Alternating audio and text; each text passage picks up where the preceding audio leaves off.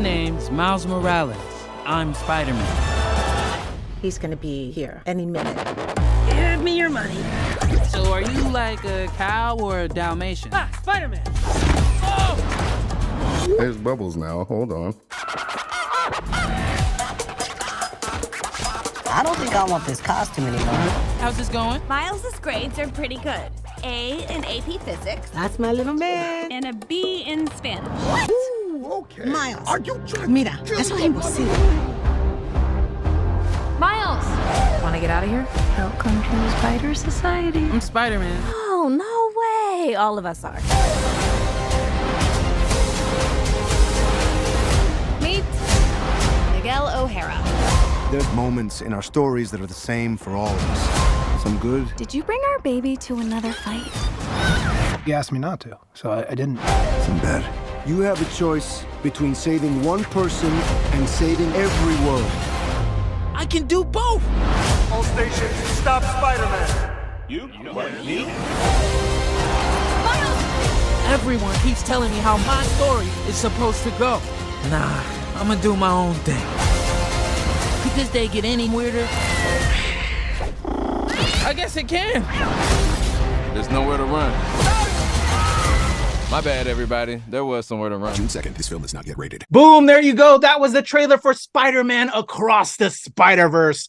This is the NRW, Nerds Rule the World, here to finally give you our feelings. I'm sure you've seen on the channel our thoughts, myself and Glenn and the whole squad coming up out of it. It's on our shorts. Check out our shorts, y'all. We're giving you, as soon as we're out of these screenings, our thoughts. And we did it on Spider-Verse, and we meant to get you our review a little bit prior to, because we did see it earlier than a lot of people. But you know, life, okay? Life. So it's your boy Kuya. You see Glenn on the screen. Glenn, how are you, bro? I'm doing good, man. I was excited. This is something I was looking forward to for a long time. Yeah. You know, it's like a couple years coming, and it did not disappoint, man. Spider-Man, It was solid, super solid. I really enjoyed it. Completely agree. You know what I'm saying? That's why, you know, even though it's been out for a minute, we didn't drop our review early like we had planned to. We still had to give our feelings, our vibes, because it's something, like you said, we were really looking forward to. And man, did they deliver. That's why I still wanted to talk on it. Even though it's been some time, I still wanted to talk on it. So let's talk about it, Glenn, man. We got it. We saw it. It delivered. Your thoughts, you know, coming. We gave it fresh coming out, but now that it's sat with you for a bit, I'm excited to see it again, bro. Like, yeah, I would definitely like to see it one more time, because there's just so much in there. There's so much nuance, and I think they really take a good, you know, they take a good long time with creating and crafting this.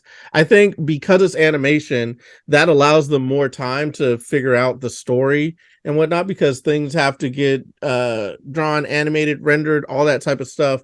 And within doing that, you know, they can craft things a little bit more. It takes a little bit more time for them to figure out what the story is. And I think a lot of you know, these superhero films and just films in general could benefit from that length of time. But, you know, now it's kind of like everything's on the conveyor belt. They got to put it out, got to get the signal, got to rush it out, so they don't have time to actually like go through it. But I thought this was a great little piece into like someone's kind of, you know, lineage, their history, and then also introducing different characters, introducing like his plight, and, you know, just a whole introducing the Spider-Verse.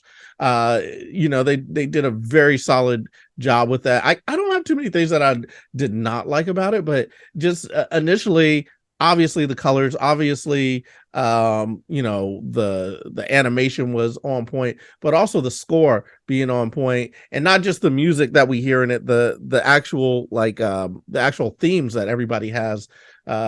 Incredible, man. And I don't know, I thought the Spot was like, this is one of the best villains I think we've had in the MCU, because I mean it just is like, to see the villain grow and to not have the respect for the villain at the beginning, like as an audience, and then to see like, oh damn, this is like This is Hardcore. serious. Like, now this is a major villain. And then also to see the respect that villain gets from our hero. Like, that's kind of a dynamic that I don't think we've seen before. And it's it's really interesting to see him grow to like, oh man, this, like, I shouldn't have disrespected this thing at the first. I should have taken this seriously to begin with. So I don't know, man. I had so many thoughts about it. I enjoyed so many pieces of it. Just all the different Spider-Men in there, all the little Easter eggs in there. Super solid, bro. What about you? I've been talking forever. I could keep going forever. So let's kind of pinpoint it to help with the flow of the conversation, right? So to start off for me, I'm gonna take something from you to start me off. I think they leveled up, Glenn Lawrence. Level up comedy shots on my brother Glenn Lawrence. They leveled up, man. Who would have thought? Into the Spider-Verse was groundbreaking, and now with Across the Spider-Verse, they leveled up everything. They laid down a great story. The artwork, the animation, as you said, amazeballs. It's a feast for the eyes. It's inspiring. The soundtrack from just regular music tracks and all the great artists that they had, like with, because the first one was a banger. Let's not forget. And then they came with it again, and then just even the underlying, outside of like songs and music artists, that how like it has a what do you call it with the orchestra? The I'm forgetting the word, Glenn. Is it score? The score. Yeah. Thank you, sir. That's what I was missing. The score just hit on all levels to give you a feeling, a vibe, with certain situations, because the score moves you from when it's supposed to be upbeat or slow down tempo to just increase that dramatic tension and all of that. Just hands down, they leveled up their game all the way around. So I'm echoing everything you said, Glenn, just to put another stamp on it. So let's pinpoint it to help with our thoughts. Story. So overall story, if you didn't know, and actually we brought this up a little bit before when we did like our picks, Glenn, I think I might have slightly ruined it for you when I said this is a two-parter. But it was heavily promoted that this was part 1 of 2 with the what's the next one? Beyond the Spider-Verse coming to us in March 2024. And if I was to give a rating of Into the Spider-Verse and Across, I gave this kind of a 9 because to Into gave us complete story, although this one is on a whole nother level. But if I had to score it, I'm gonna give it a 9 just because it's not a complete story. You have to have that second part. But on all levels, they surpass it in every way from Into the Spider-Verse. So storyline wise, yeah. So just wanted to add that. But let's talk story. I'm sorry. We have this to your points. You build up a spot to an extreme level threat, right? The introduction of what's been happening with all the other sidebar characters from Into the Spider-Verse are on different planes. Gwen is part of this Spider Society now. What did you think of the story? Let's pinpoint just on storyline. Did you like the evolution of where they all went and everything? I actually went back and watched the first one leading into the second one, and something that I didn't realize is this second one is supposed to start right after the last one ended. You know what I mean?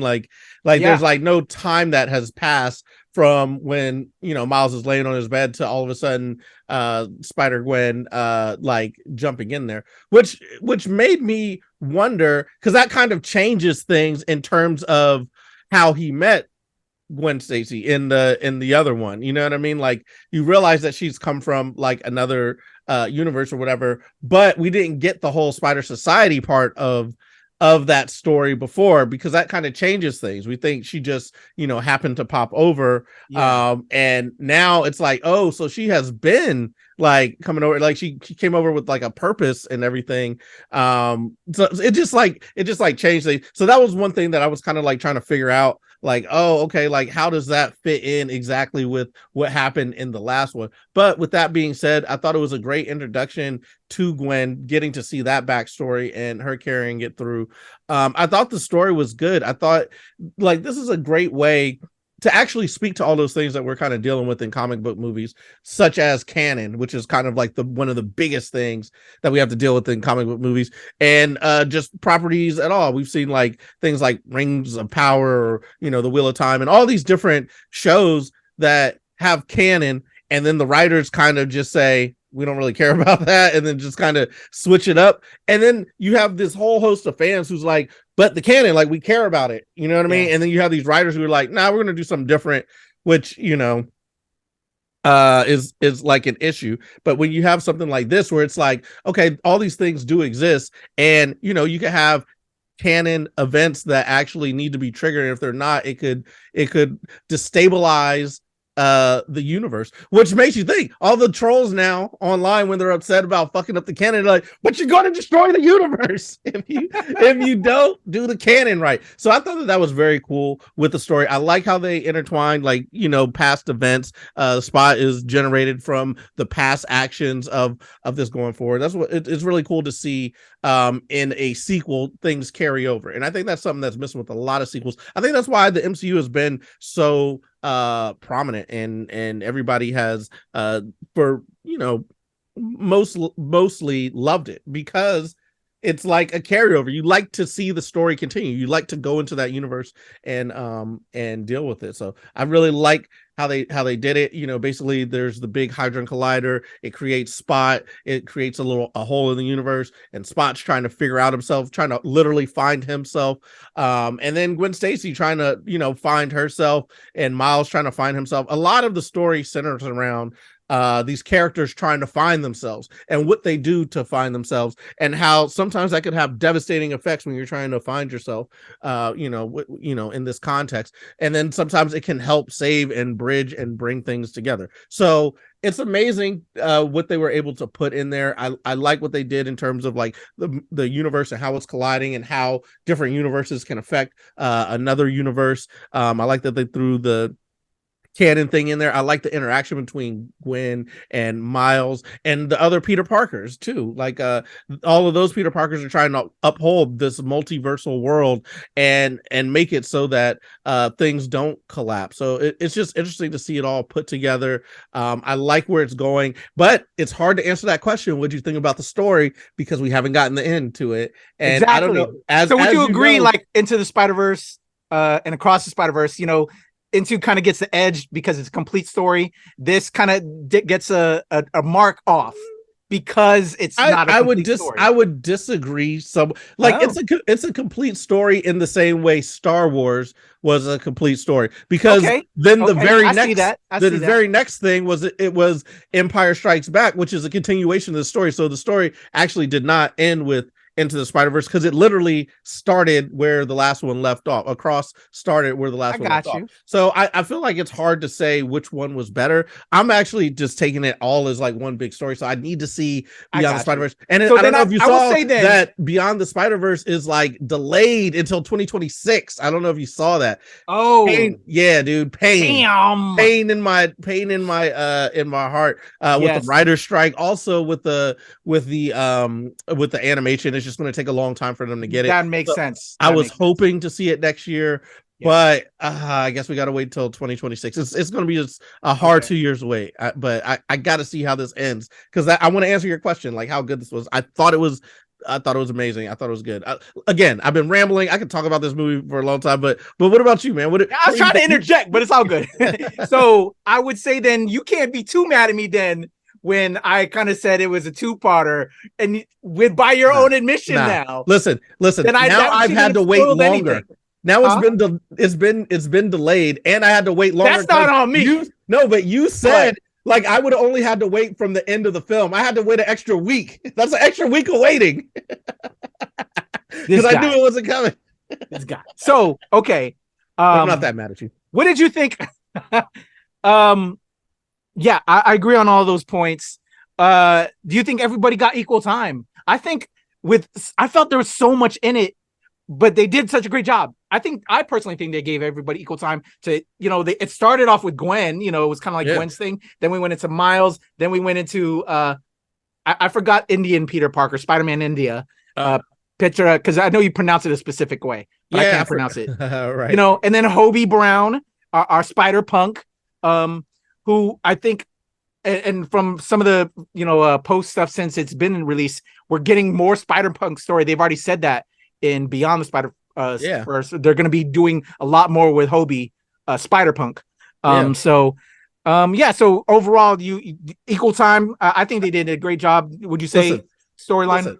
Listen, I could go on about what I thought about the equal time. I thought that they did a good job, but I want to hear from you, because if memory serves correctly, if you took down your background, Spider-Man would still be on the back wall. So, you know what I mean? What did you think? You are the connoisseur of Spider-Man. I feel like you're the one who should be telling us what you thought about it, what you thought about the equal time, because you know this universe. It's like the back of your hand, bro. Like, you could run me through the whole thing and tell me where and what each person should have been doing. So what did you think about the equal time that they had on screen? What about you? I'm very happy. I think they did a great job. I'm glad that they kind of gave us the opener with Spider-Gwen, giving us, showing us her kind of backstory before she, ventured off, with Peter Parker Lizard, dying, all of that. And then just the rift between her and her dad.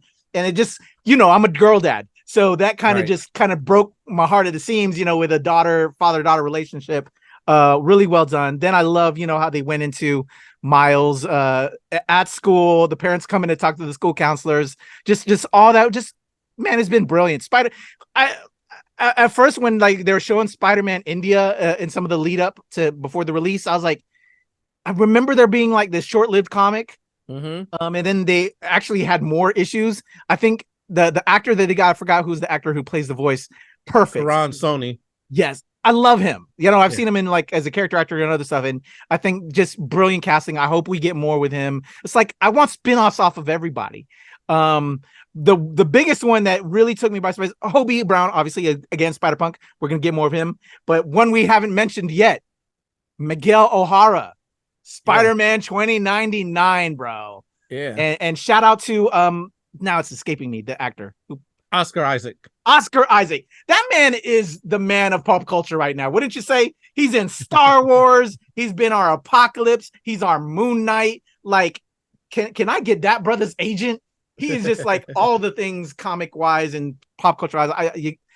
Man, mad respect. But I really enjoyed seeing him because I always thought visually one of the coolest designs of Spider-Man that we've ever gotten. Second to me, for me, I really always loved the Batman black and white, the Venom costume that eventually became Venom's costume when it became Venom. But when it was just like the alien symbiote costume or, just his costume for that time period in comics, then it was a symbiote and all that.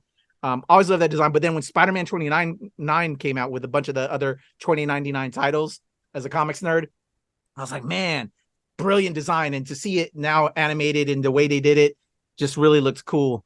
Did they incorporate 2099 like kind of from the comics, or was it a change from the comics in terms of like I guess his attitude, demeanor, like that? I have that actually I need to go back on it because it's been ages and I'm an old head now. And that actually, to your point in regards to like, Patrick, you got all this background, but it's been ages since I've read the material, and it's made me want to dig in like this whole element that I'm sure you saw. He's kind of like a vampire in a way. I do remember that happening, but not to this degree. And then just like how all these elements came together. I remember his like daughter dying, and that kind of was part of his motivation. And there's like a serum he takes, a la like Captain America, to make him powerful. Yeah, he's seen some of those elements in this film, and so I don't know how far off and how much they've changed. So I'm very curious to go back and see how. To me, it seems like it's all legit. But I have to go back to double check myself. So I don't want to give you false information. But no, I love it. Spot looks insane. I remember him being like a 2-bit hero or villain who they now made into like a supreme level threat now, which is amazeballs. Glenn, I absolutely enjoyed it, man. Just they've been kicking ass with this character. It's probably the most true comic adaptation we've really seen on the big screen, both live action. They are really knocking it out of the box. Everyone they're getting involved. So I'm very happy as a comics nerd, film nerd. Interesting when the movie starts, there's like, and it was in the first one too, and I didn't really think about it when I first saw it, but there's a big stamp at the beginning that says approved by Comics Authority.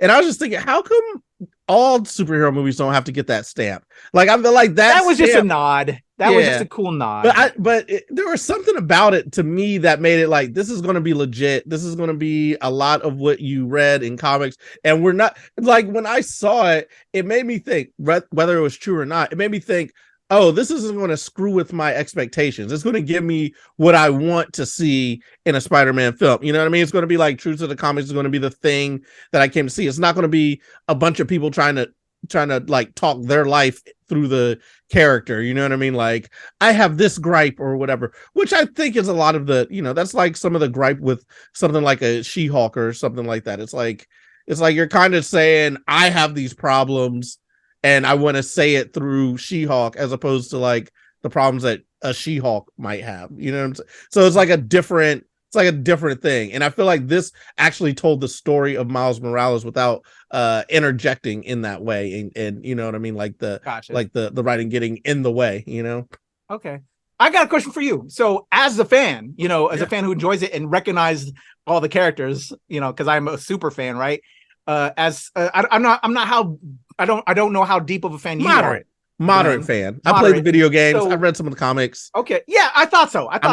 So my question to you is, was there any character that you were introduced to in this that you weren't familiar with that you now are a fan of and or appreciate? Like, were you familiar with Spider-Punk? Were you familiar with Spot? Spider-Punk. Spider-Man India. I was not familiar with Spider-Punk, but I was like, that is super cool. And then of course I had to do a little research and figure it out afterwards. Like, okay, this is a cool character. And I love that he's getting more fans. Yeah, it was interesting to see that. Like apparently he was the Prowler in like another universe, like that person is the Prowler, not actually Spider-Man. So it was interesting to see in another universe he was actually Spider-Man. It's interesting to see how these characters interact. I really liked him. I love Jessica Drew, Issa Rae, my homegirl. But I found myself really enjoying the talent that Gwen Stacy has as Spider Gwen. Like the fact that they had her and her motions digitized in a way that was very ballerina like, and she was very like adept at being my daughter a spider. Was loving that, bro. Yeah, and then also seeing Miles like being very adept at him being a Spider-Man, like it was just cool to see them like step into their own and be really super proficient with the spider things. I thought that was cool. Some people might think, oh, it was too soon and this person's perfect. But I'm like, nah, sometimes people are phenoms, you know what I mean? And they're able to get things and they can do things that you would not, be able to do unto yourself. Anyways, that is my feel. I really liked it. I really like those different ones. I like the introduction to all the different spiders. The one that I really enjoyed was Spider Bite. I thought Spider Bite was pretty cool, even though it was a short time on screen, had a very significant action. I thought that was cool. So that's my number one. And of course, I love the villain of it, Spot, who didn't get as much play, but was ever looming threat, So I really enjoyed it, bro. I got to give this. You gave it a 9. I'm giving it a 10. I really thought it was a 10 because I'm hooked and I'm ready to see the next one. I got you, man. Let's make it a 9.5. It's hard to again because complete it. Anyway. Yes. All right. So yeah, it's hard to give anything negative at all. And I don't want to say it's a negative if I'm just kind of like stacking stuff. But so is there any so like before we go into my last question, or if you have anything, is there anything you didn't like? I can't say that there was anything I didn't like. I didn't like having to wait for the next one in 2026. That was about it. That was about it. It was actually a perfect movie. It hit every spot, made me happy, made me sad, gave me a little cry, nostalgia. It was perfect. All right. So then here's my question then. As we have this long wait for Beyond the Spider-Verse. Predictions, man. And we'll go ahead and I'm going to say it right now. Spoilers, as we talk now going to Beyond the Spider-Verse. Prowler at the end, okay. What do you think is going to happen? What do you think, or what do you want to see go down? I don't know. I mean, they take so much time with it. I think it's going to be a very interesting showdown between those two. And then Gwen's going to have to save the day. I just feel like it's going to be very hard for Beyond the Spider-Verse to live up to this. Taking the extra time will help.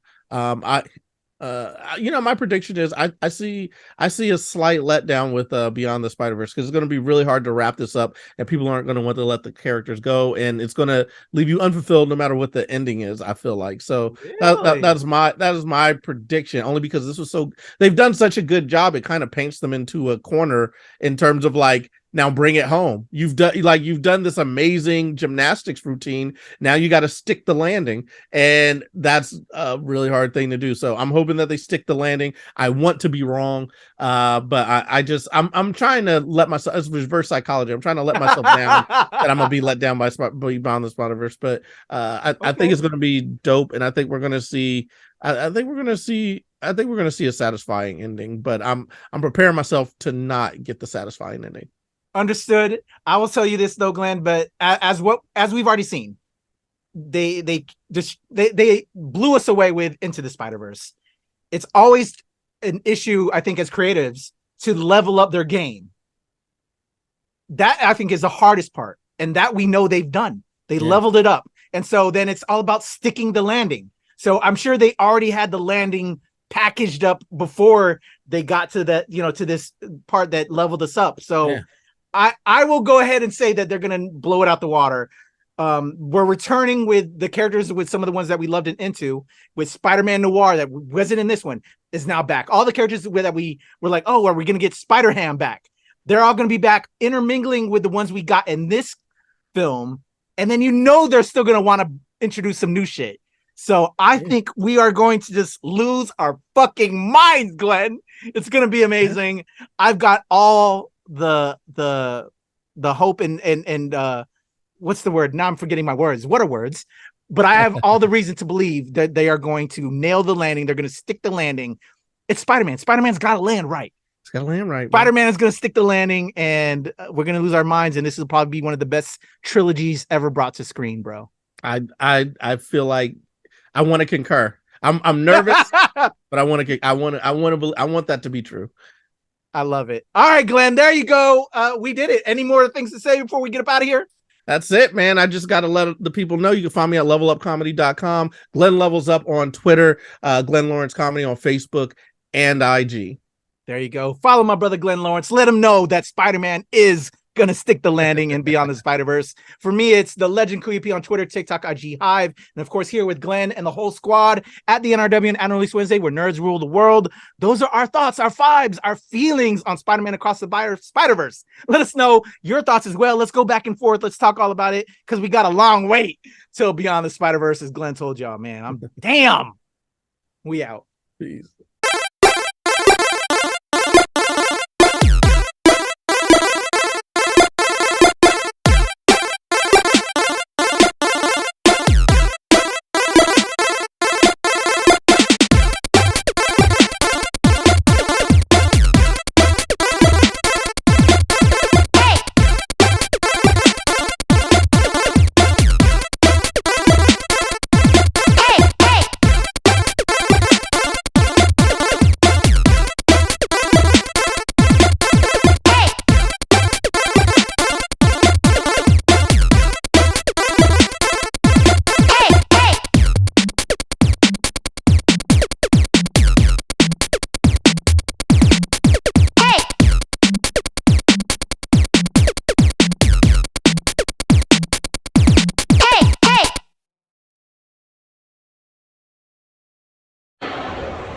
What's going on? It's your boy Kuya, NRW, Nerds Rule the World, WTOP-FM Radio. And I just got out of the advanced screening for Spider-Man Across the Spider-Verse. And you know how I do. I like to drop my thoughts immediately coming out of the screening. Y'all, man, dope, amazing, spectacular, ultimate, superior. I'm caught in the web of this Marvel tale. Y'all are going to be as well. Get your tickets. Off the chain. Look for the full review on the channel, as well as my thoughts on the radio. WTOP-FM. It's your boy Kuya, Nerds Rule the World. Woo! Amazing. Get y'all tickets, man. You're not going to want to miss this joint right here.